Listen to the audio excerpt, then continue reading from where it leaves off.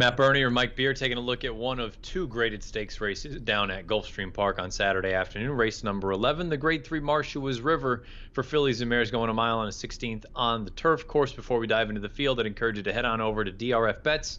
Take a look at all the latest as far as sign-up offers are concerned for new members. Bets.drf.com is the address. Let's take a look at this field. It's not a giant field, but I do think it's a bit of an intriguing field as far as a pace dynamic is concerned here. 8 of them are going to be going the mile on a 16th distance. And let's start off right down on the inside, Mike, with the number 1 Belavezh. This is a horse going out for Todd Pletcher. Pletcher's had it for each of the past 2 starts. The My Charmer, I'm curious your thoughts. I don't know that she was ever really going to threaten to win, but I don't know that the trip ultimately worked out as well as Javier may have hoped it would have. Yeah, I think I agree with you on both counts there because, you know, he had her in a great trip right from the start of that race, just sort of sitting in behind on the rail, tracking the leaders. He didn't quite get through at the top of the stretch. It almost felt like he had to hit the brakes. He got in a little bit tight. Overall, I feel like he got through it relatively unscathed, and I think that she ran as well as she was going to run. Probably no match for the 1-2 finishers for sure, but I still think she ran pretty well in there, Matt, and I really feel like she took a step forward in her first start for Pletcher, so those are both really positive things. She's got a great post to sit another great trip in this race. And she might be looking at a similar pace situation. We'll dive into that here in a little bit because that race had a pretty legitimate pace. It may not look like it at face value, but Timeform US had all of those fractions color-coded red and looking at mid-140 sort of pace rating. So maybe there's a scenario where she works out another similar trip to that one, and maybe she doesn't have that little hiccup there at the top of the lane. The 2 Hogan's Holiday, I suppose if you're looking for a horse to come from out of the clouds, if you think this thing could turn into a bit of a barbecue up front, maybe she's the one. On paper, I just look at her and say, boy, she's a little bit slow. Yeah, that's how I look at her too. Her last couple of races, it does feel like she's taken a step forward. I've noted that. She was a huge price when she won that stakes race 2 starts back. She just barely got it done in there. Last time, listen, she did what she could do in that race. She ran the race. That's probably as well as she could run. And if she runs that race against this field, I don't think she's going to get too much. Bombshell, the number 3, is a little bit, to me, of a wild card in here going out for Arnaud Delacour. Let's first start off with it's the limited sample size for this formulator fact for Arnaud Delacour, so don't read too much into it. We know how good Delacour is as a trainer. Past 5 years at Gulfstream Park, 1 for 10, 3 in the money with a 2.23 ROI, so you actually have a positive return on investment. But to me, Bombshell is the kind of horse that if you're not sold on anyone else, she's really unexposed. She's 2 for 3 on grass. Her most recent run, albeit washed off the turf, I thought she looked pretty good winning that race up at Aqueduct. She never took a deep breath there. Again, I mean, if you're not sold on anyone else in this spot, sort of the, quote unquote proven ones, maybe you want to look at a horse like Bombshell. Yeah, I think that's probably right too. And listen, they've run around turf 3 times. They aren't the fastest races in the world. They're not the most impressive efforts in the world, but she ran fine in those races. She showed that she can handle turf. She's obviously pretty good on dirt. It seems to me that she's maybe just as good on turf as she is on dirt. I think she is a wild card in this race. We'll see what kind of price she is. Let's take a look at the Timeform US pace projector because I don't know that I'm entirely in agreement with the pace projector. They've got the number 4 Valedictorian out there winging it on the front end, and I can understand having her be forwardly placed. Her most recent run in the Claiming Crown Tiara, I thought she ran really well that day. She did all the dirty work, put away Starship Jubilee, and unfortunately just got run down by Peru late. But she's shown versatility in the past, and to be honest, the number 6 I'm Betty G, she is yet to win a race from off of the pace. I can't imagine them rating I'm Betty G and letting Valedictorian go.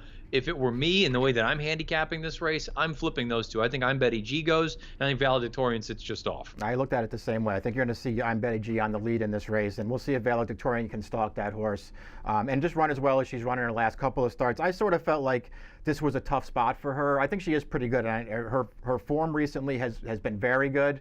But I feel like this is a better field than the one she faced last time. And yes, I'm giving her credit for racing Starship Jubilee, who was 3 to 5 in that race, and she put her away in the stretch. That being said, Peru had some trouble of her own in that race and just came flying and ran this horse over late last time. I think she has to run a little bit better to beat this field. I suppose if you're looking for just a completely out of the box kind of horse, the 5 Rose Trees only run on turf 1 time, 20 to 1 on the morning line for Jonathan Shepard. Most recently, a winner of a non-winners of 2 other than, but that was at a mile on the main track. But the only turf race, if you believe the Timeform US rating for that race, really wasn't all that bad. It was about a 110 from the raw standpoint, not including incorporating the pace situation. Again, I'm not suggesting she's a likely win contender, but if you really want to just look for boxcars, why not her? Yeah, she's not bad. That's for sure. I don't know how good she is on turf, but as you mentioned, the only turf start, it's not like it's a disaster. She was a huge price that day, but she ran fine. That was a good field, too.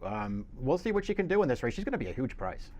I'm Betty G. Let's touch back on her real quick because you and I are both in agreement that she goes out to the front.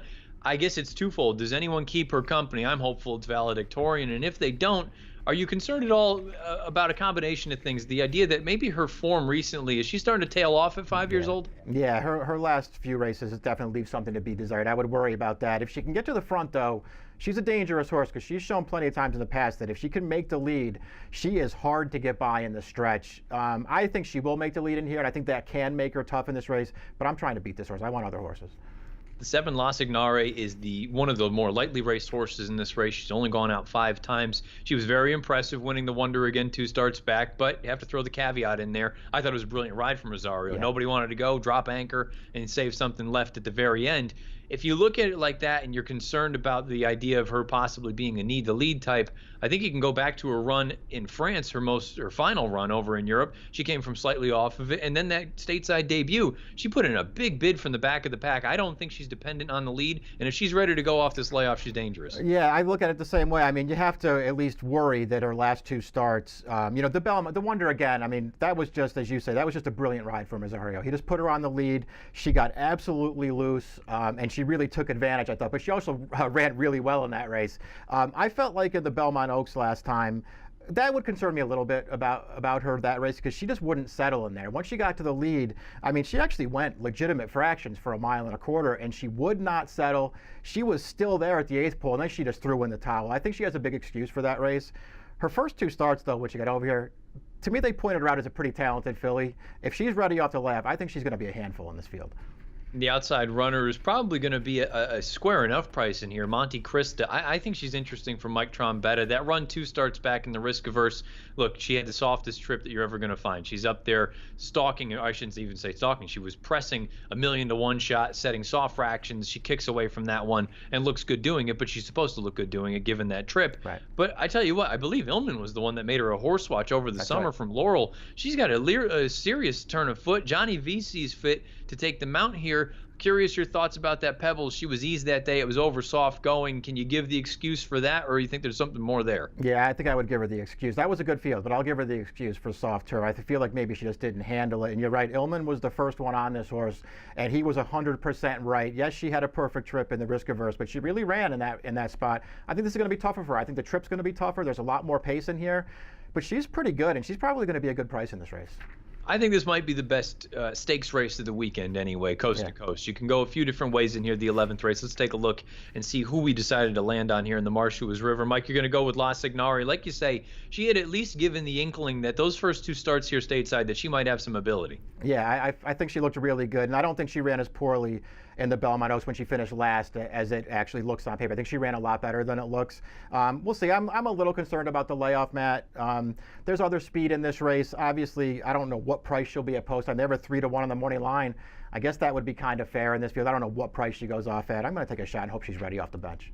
I'm going to go with Belavezh in here. I'm going to hope that you work out a similar trip to what we had in the My Charmer, possibly with the exception of that little hiccup at the top of the lane. I'd also have to admit that I'm not thrilled about the prospect of 1 mile and a 16th. Feels like she's really been doing her best work, and they've yet to stretch her out past 1 mile. We'll find out if she can handle it, but I think she could work out a decent enough trip in here down on the inside. Mike's going to go with La Signori. I'm going to go with Belavezh in the 11th at Gulfstream on Saturday, the Grade 3 Marshua River. Anywhere, head on over to bets.drf.com. All sorts of good deals, particularly new sign-up members. All the details are there. bets.drf.com is the address. Schedule post time for the 11th race at Gulfstream on Saturday. The Marshua River, 4:47 Eastern. Good luck.